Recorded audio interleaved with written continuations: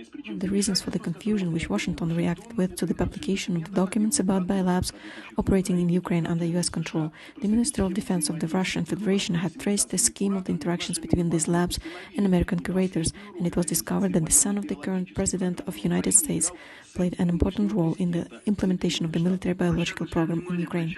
It is noteworthy that establishments close to the current US governing authorities are involved in financing of this activity, in particular the investment fund firm Rosemont Seneca, which is managed by Hunter Biden. Hunter Biden's close ties to Ukraine have been known for a long time, but until now the public only knew about the involvement with natural gas companies. Now it turns out that his interests were not limited to this. According to the available documents, 30 labs were involved in the development of biological weapons components in Ukraine. The customer for this work was Defense Threat Reduction Agency in US Department of Defense. The scale of the program is impressive.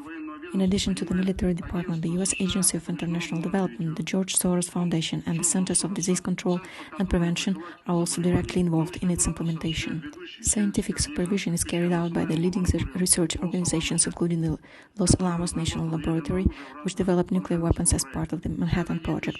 All its activities carried out under the full control of the Pentagon. Washington is diligently trying to hide what exactly the biologists were doing in these labs.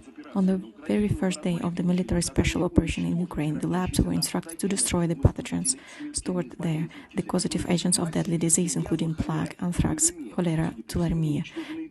It looks like other research materials were also destroyed, such as bioassays taken from people which, for some reason, had previously been taken out of the country.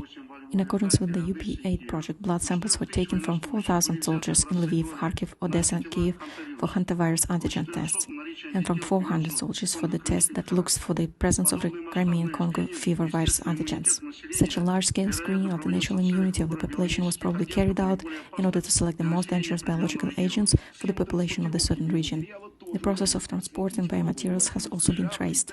The samples were taken to the US, UK, Germany, Australia, and Georgia. In the infamous Lugar Research Center, another US laboratory that was suspected of working on biological weapons components. Moreover, not only tissue samples and blood serum were brought abroad, but also the pathogens themselves, viruses and bacteria. One of the projects which were worked on under the control of Americans received the codename UP2. The main goal of this project was to conduct a molecular analysis of especially dangerous infections endemic to Ukraine. This work provided for the sampling of pathogens in old animal burial grounds in order to obtain new strains of anthrax.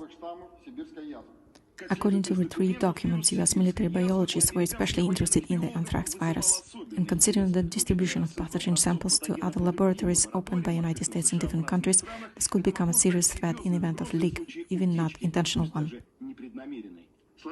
In the current situation with the distribution of pathogenic materials from Ukraine to European countries, it can lead to death of people and creation of a source of an epidemically unstable situation, the scale of which will be comparable to the coronavirus pandemic.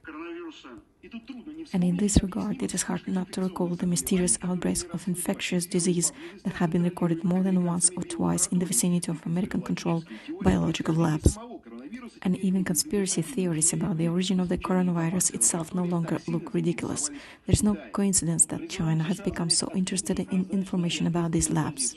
For the United States to take an open, transparent and responsible position, take seriously the concerns of the world community, do diligently fulfill their obligation under international conventions, give comprehensive explanations about their military biological programs carried out at home and abroad, and agree to their multilateral verification.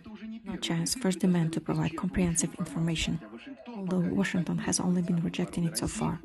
Russia's Minister of Defense continues to study documents on US secret biological activities in Ukraine.